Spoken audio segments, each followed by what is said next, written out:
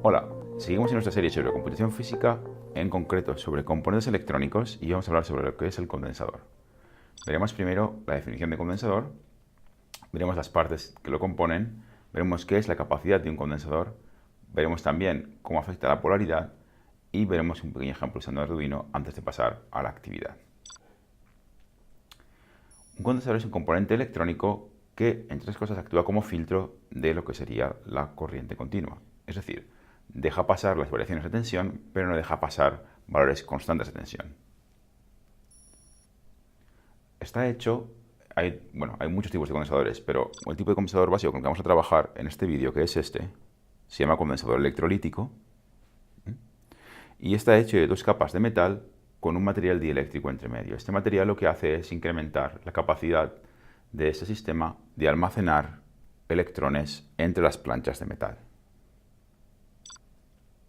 La capacidad de un condensador se mide en faradios. La capacidad es, insisto, cuántos electrones puede almacenar entre las planchas de metal que luego además están enrolladas. Eso se mide en faradios, pero es una unidad de tamaño muy grande. Entonces los condensadores se suelen trabajar en microfaradios, picofaradios, nanofaradios, etc. Aquí veis diferentes tipos de condensadores. El que os he mostrado antes, en concreto, era de 100 microfaradios, 25 voltios. Este es bastante grande. Aquí tendríamos otro condensador de 10 microfaradios, 50 voltios, es decir, admite voltajes de 50 entre sus patas, pero solo tiene una capacidad de 10 microfaradios. Este otro, un poquito más fino, es también de 100 microfaradios, pero solo es de 10 voltios. ¿Veis? Tiene la misma capacidad que este azul, que es un poquito más grande, pero admite menos voltaje. Y luego tenemos toda una serie de condensadores de mucho más pequeño tamaño, como este, por ejemplo, que este es en concreto de 0,1 este es de 0,1 microfaradios, es decir, 100 nanofaradios. ¿Veis? Trabajamos siempre en escalas por debajo de los micros mayormente. Hay una diferencia entre estos condensadores, además de su capacidad, y es que los que eran cilíndricos, que se llaman condensadores electrolíticos, además tienen polaridad, que es algo que vamos a ver a continuación, mientras que el rojo no tiene polaridad, es decir, puedes colocarlo de cualquier manera, y es porque están hechos de forma distinta en su interior.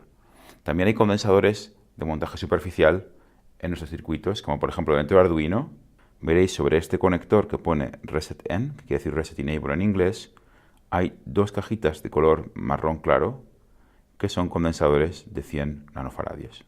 Esos condensadores tienen el mismo valor que este condensador rojo que veis aquí. Solo que tienen un formato mucho más pequeño. Los condensadores son muy importantes porque pueden almacenar corriente eléctrica y sirven para poder suplir carencias de corriente en los circuitos, como por ejemplo cuando estemos haciendo mover un motor o calentarse un dispositivo que tenga como una célula Peltier que requiere mucha corriente durante un periodo de tiempo muy pequeño. Como he explicado antes, hay condensadores que tienen polaridad y los hay que no tienen polaridad. Es importante darse cuenta de aquellos que tienen polaridad porque además tienen la peculiaridad de que si se conectan de forma errónea pueden llegar a explotar. Entonces, un condensador como este tiene siempre marcada lo que sería la pata negativa. Si de nuevo podemos tener un zoom de esta zona de aquí, veréis que hay un signo menos marcado dentro de una flecha que indica que la pata corta es la pata negativa. Esto lo podéis recordar con analogía con los LEDs. En los LEDs también la pata corta es la pata negativa, mientras que la pata larga es la positiva. Estos LEDs, estos condensadores tienen una polaridad que estos no tienen, pero además esta marca no os fiéis siempre de ella porque algunas marcas de fabricantes de condensador van a marcarlo de forma diferente. Y, por ejemplo, condensadores de montaje superficial que lo que marcan es la pata positiva en lugar de la negativa. Entonces os recomiendo que siempre miréis la hoja de características para evitar cualquier accidente. Como veis en esta transparencia, un ejemplo de uso de un condensador sería para mover un servomotor. Un servomotor que es un motor de bajo coste con un control muy sencillo, como veremos más adelante, se controla directamente desde Arduino y también se alimenta directamente desde Arduino.